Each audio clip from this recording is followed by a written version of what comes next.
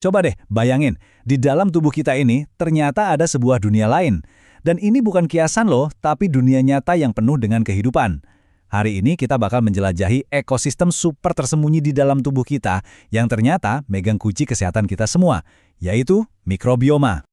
Rasanya familiar banget kan? Tiba-tiba capek tanpa sebab, mood gampang banget berubah, atau mungkin masalah pencernaan yang datang dan pergi.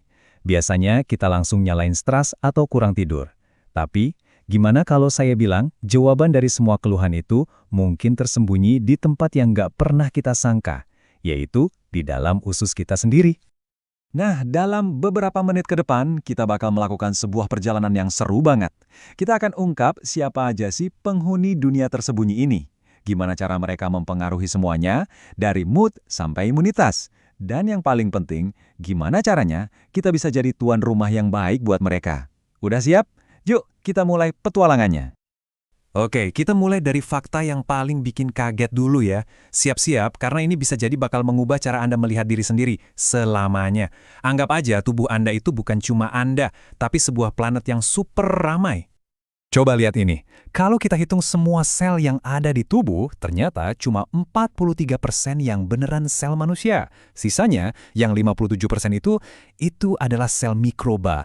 Coba deh bayangin sejenak, secara jumlah sel, kita ini lebih banyak mikrobanya daripada manusianya. Gila kan? Mereka ini bukan sekedar penumpang, tapi bagian penting dari siapa diri kita. Dan pusat dari planet super ramai ini ada di usus kita. Disinilah sebagian besar dari mereka tinggal, ada sekitar 100 triliun mikroorganisme. Biar kebayang nih, jumlahnya itu lebih banyak dari jumlah bintang di galaksi kita. Ini bukan cuma sekumpulan kuman biasa. Ini adalah sebuah kota metropolis yang hidup dan sibuk banget di dalam diri kita.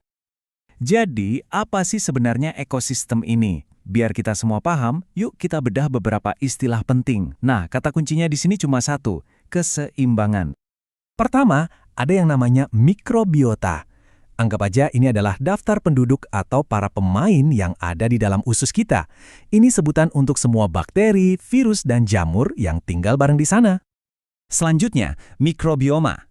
Nah, ini gambaran yang lebih besar. Mikrobioma itu mencakup para penduduk tadi, plus semua materi genetik mereka, dan seluruh lingkungan tempat mereka hidup. Jadi, ini adalah keseluruhan ekosistemnya, pemainnya, lapangannya, dan semua aturan mainnya. Terus, apa yang terjadi kalau keseimbangan ini rusak? Nah, itulah yang disebut disbiosis. Ini adalah kondisi di mana mikroba yang jahat atau nakal jumlahnya jadi lebih banyak. Bayangin aja sebuah kota yang tiba-tiba dikuasai preman.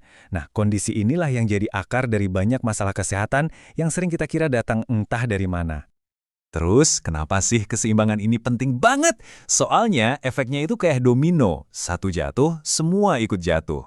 Kesehatan usus kita itu nggak cuma berhenti di urusan pencernaan, tapi nyambung ke hampir setiap bagian dari kesehatan tubuh kita. Coba kita lihat seberapa besar pengaruhnya ya. Sistem imun Anda, ternyata 70% selnya itu ada di usus. Jadi kalau Anda gampang sakit, mungkin sinyalnya dari sana. Kulit Anda, jerawat atau kulit kusam itu seringkali akarnya dari usus yang nggak seimbang. Dan yang paling luar biasa, suasana hati Anda. Pernah ngerasain gut feeling atau perut terasa nggak enak pas lagi cemas? Itu bukti nyata adanya jalur tol langsung antara usus dan otak. Usus kita ini beneran otak kedua kita. Nah, karena kita makin ngerti soal ekosistem yang rumit ini, sains juga nggak tinggal diam.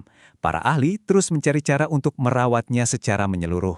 Yuk kita lihat gimana pendekatan modern mengatasi masalah ini, bukan cuma gejalanya, tapi langsung ke akarnya sebagai sebuah ekosistem. Seperti yang ditekankan oleh para peneliti, kuncinya adalah melihat mikrobioma sebagai sebuah ekosistem. Artinya apa? Artinya kita nggak bisa cuma nanam satu jenis tanaman aja terus berharap tamannya jadi indah.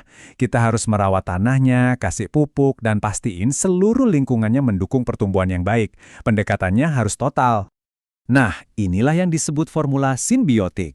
Biar gampang, bayangin aja kita lagi berkebun. Probiotik itu ibarat benih bunga atau tanaman baiknya.